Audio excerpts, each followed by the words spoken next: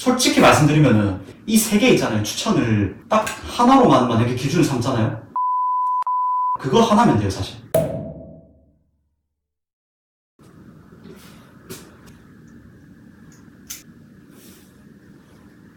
반갑습니다, 여러분들. 여러분들의 재수학원 선택에 대해서 싹 다 비교를 해드릴 재수도사 돌짐승이라고 생각하시면 됩니다. 아마 이 영상 보러 오신 분들은 12월 9일날 이제 수능 성적이 나왔죠? 그 이후에 재수학원을 가야 될지, 간다면 만약에 어떤 학원을 가야 될지 고민되시는 분들이 아마 대부분일 거예요. 이 영상이 뭐 절대적인 정답이 될 수는 없겠지만은 그래도 기숙학원, 통학, 재종반 말하는 겁니다. 그리고 독학재수 다 해본 제가 한번 장단점이나 여러가지 비교를 싹 다 해드릴 테니 이 영상 믿고 한번 재수학원 선택의 기준으로 삼으셔도 될 것 같아요. 먼저 여러분들이 제일 궁금해하실 게 기숙학원일 거거든요. 기숙학원 같은 경우는 힘듭니다. 진짜 힘들고 힘들 겁니다. 무조건 힘들 거거든요. 사람을 공부 기계로 만들어준다, 그렇게 생각하시면 돼요. 공부 기계라면은 어떤 느낌일지 잘 안 올 건데 아침 7시 전에 6시 반쯤 기상을 하거든요. 그 이후부터 사실 밥 먹는 시간, 화장실 가는 시간 빼고 전부 다 공부 시간이라고 하면 됩니다. 오후 11시쯤에 취침을 시작하니까 16시간 정도를 하루 종일 공부하신다고 생각하시면 돼요. 모의고사를 치게 되면 이제 등수가 좀 사람들 잘 보이는 곳에 성적을 쫙 다 깔아놓습니다. 그래서 내가 이번에 몇 등을 했는지 전부 다 비교가 되게 해요. 그래서 1년 내내 공부만 한다, 그렇게 생각하시면 돼요. 수능 치는 날까지. 공부 말고는 아무것도 생각하지 못한다라고 생각하시면 됩니다. 대신에 이렇게 힘든 만큼 메리트가 있어야겠죠. 성적은 높은 확률로 대부분 다 오른다고 생각합니다. 사람마다 다 개인차가 있기 때문에 확실하게 말은 못하지만은 제가 봤던 학생들 중에 성적이 안 올랐던 사람은 거의 없긴 합니다. 열심히 한 만큼 결과는 따라오게 됩니다. 대신에 아까 제가 근데 공부 기계라고 했죠. 그만큼 자유가 좀 없습니다. 학원마다 공통점일 수도 있는데 남자 여자 대화를 일체 금지해놓거든요. 남녀 분반을 해놓은 곳이 있고 남녀 합반임에도 대화를 하게 되면은 벌점을 매기거나 벌점이 일정 이상이 되면은 학원에서 쫓겨나서 그 1년 내내 학원으로 들어오지 못합니다. 그리고 이성교제 관련돼서 이야기인데 20대 청춘이잖아요. 20대 초반이면은 한창 이성에 관심이 많은 나이에요. 재수 때나 이렇게 공부할 때만큼은 조금 안 하셨으면 좋겠습니다. 사실 그걸 위해서 기숙학원에 들어가는 것도 있어요. 사랑을 한다는 건요 100%를 온전히 쏟아야 돼요. 사랑하는 거에. 공부에 올인해도 모자라는데 다른 이성 친구한테 관심 가진다? 그거는 조금 전 비추천드립니다. 되게 성적이 잘 나오고 공부도 잘하는 친구인데 수능에서 미끄러진 경우도 봤어요. 이성교제는 수능 끝나고 마음껏 하셔도 됩니다. 자기가 만약에 충동이나 이런 걸 좀 억제를 못하고 의지력이 좀 많이 약하다,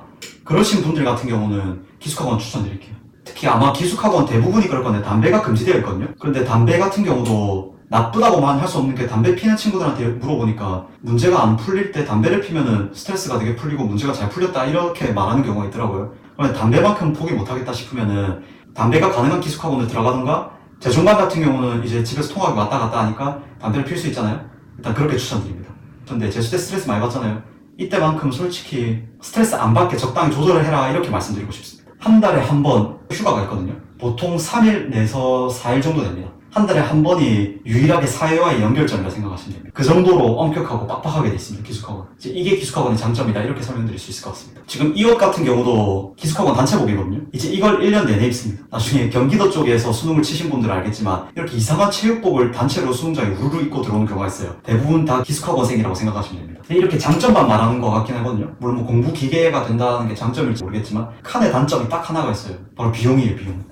사실 이게 모든 장점을 다 씹어먹을 정도로 진짜 말도 안 되는 단점이긴 해요. 이것도 학원마다 상이하긴 한데 보통 월 한 300이 좀 안 된다라고 생각하시면 됩니다. 사실 많이 부담됩니다. 만약에 본인이 6월, 9월 수능에서 좋은 성적을 거둬가지고 기숙학원에 내거든요, 그 성적을. 그때 만약에 좋은 성적으로 인해서 장학금을 받을 수 있다, 그러면은 되게 저렴하게 다닐 수가 있어요. 거기다가 한 달에 한 번 모의고사를 치거든요. 반에서 만약에 1등을 하거나 아니면 전체 등수에서 몇 등 안에 들면은 또 장학금 혜택이 있습니다. 이런 거를 잘 노려서 만약에 싸게 자기가 들어갈 수 있는 기숙학원이 있다, 그리고 나는 기숙학원을 꼭 가고 싶다 하면은 그런 쪽을 노리는 게 좋을 것 같아요. 좀 비용이 많이 세기 때문에 이것 때문에 못 들어가는 경우가 되게 많아요, 사실. 그리고 이것도 단점이란 단점일 건데 1년 내내 똑같은 사람만 계속 보거든요. 이게 남자반 여자반 나눠져 있어서 조금 더 그럴 수가 있는데 이게 알게 모르게 싸울 때가 있습니다. 그리고 싸움에 의해서 감정 소모가 되면은 수능 이 공부에 집중이 너무 안 될 것 같은 거예요. 되도록 싸우지 말아야 되는데 싸울 수밖에 없는 경우가 생깁니다, 무조건. 서로 엄청 스트레스 받아요.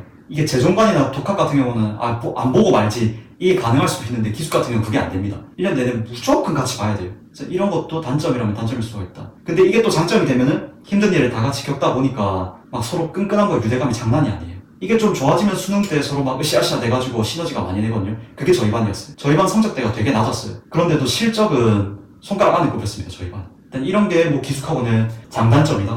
뭐 조금 두서없이 말한 것 같긴 한데 장점이라면 공부만 온전히 집중할 수 있다. 이렇게 공부기계를 만들어줄 때는 노베이스들한테는 굉장히 좋습니다. 온전히 공부만 하기 때문에 성적이 되게 많이 올라요. 노베이스들한테. 그리고 단점은 일단 비용.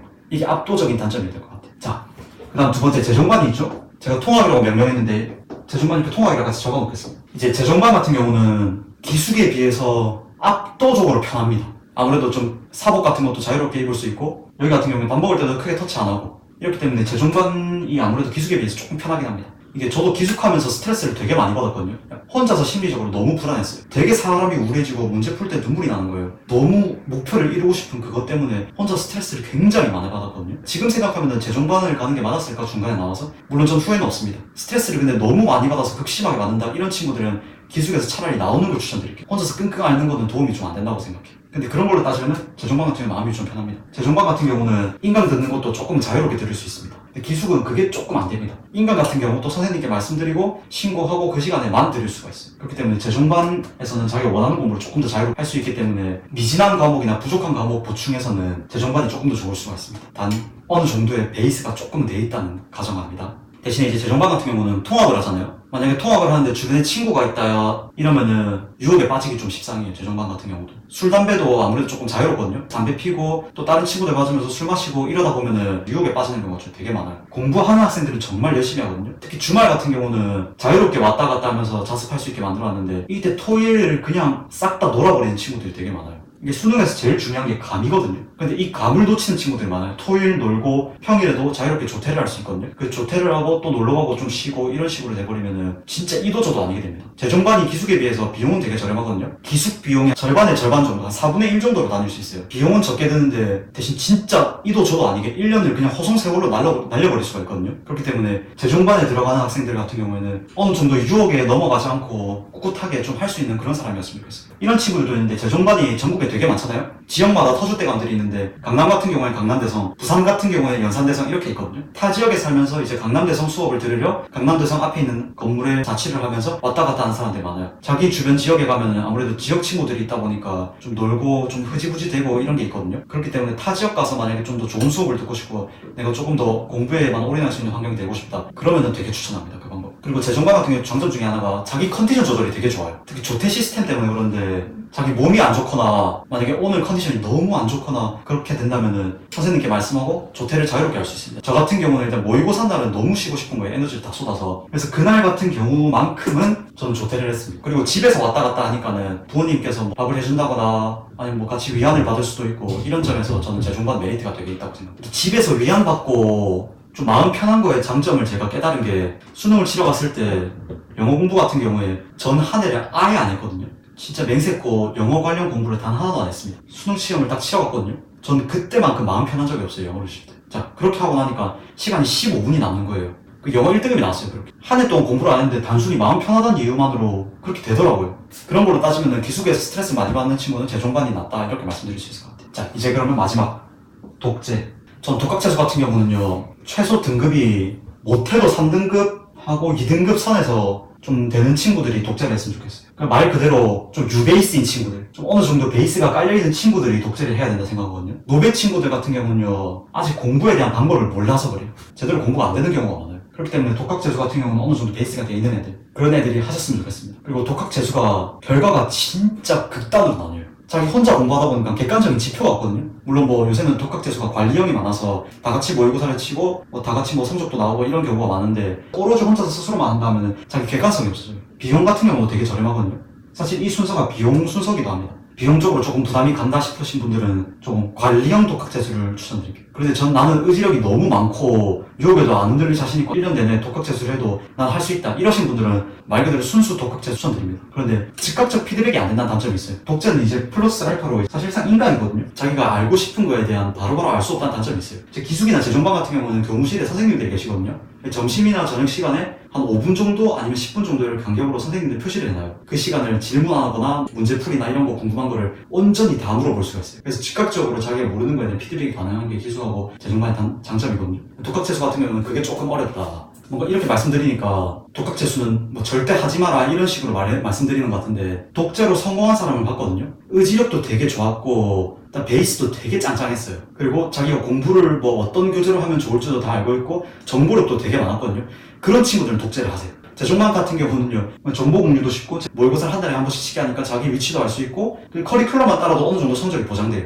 독재 같은 경우 그게 힘들어서 약간 조금 안 좋은 말이 조금 나왔던 거예요. 이제 비교는 사실 이 정도로만 해도 될 것 같아요. 뭐 더 디테일한 얘기는 다음 영상이나 아니면 영상을 계속 찍으면서 여러분들에게 말씀드릴 거거든요. 이제 재수를 결심하신 분들이 이 영상을 많이 본다 했잖아요. 재수가 진짜 힘들 거예요. 전 진짜 힘들었어요. 저 같은 경우는 수학이 8등급이었어요. 되게 낮고 아예 베이스라고 찾아볼 수가 없는 정도의 성적이었거든요. 저는 진짜 눈물 흘리면서 공부를 했어요. 스트레스를 엄청 받아가면서 난 무조건 내가 목표한 그 점수만큼 그에 도달할 거야 라면서 스트레스를 엄청 받아가면서 공부를 했어요. 여러분 재수를 할 때는요 그냥 짐승이 되세요. 약간 사람이 아니다, 난 진짜 공부하는 기계다, 난 짐승이다, 이런 마인드로 한번 해보세요. 여러분 어깨에 좀 약간 짐 지우는 말이거든요. 힘들 거라고 말하고 그냥 공부만 해라 이렇게 말하는 게. 근데 어쩔 수가 없는 것 같아요. 다른 거 신경 쓰지 말고 오로지 공부에만 고독하게 집중하잖아요. 여러분이 좋은 성적을 못 거둘 수가 없어요. 제가 장담할게요, 진짜로. 1년 정도 늦는다고 아무 문제 안 생겨요. 속도는 중요하지 않거든요. 여러분 방향이 중요해요, 방향. 그 방향에 따라서 여러분이 나중에 속도 내서 쭉 달려가면 돼요. 그러니까 1년 동안 열심히 하고 보란듯이 성공하세요.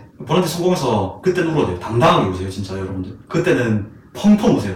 내가 성공했다고. 나 진짜 열심히 했다고. 뭐 남들 뭐 현역으로 간 친구들보다 조금 늦긴 했지만은 그 대학생활 마음껏 즐기셔서 좋은 성적 내셨으면 좋겠습니다. 감사합니다. 돌진승이었습니다.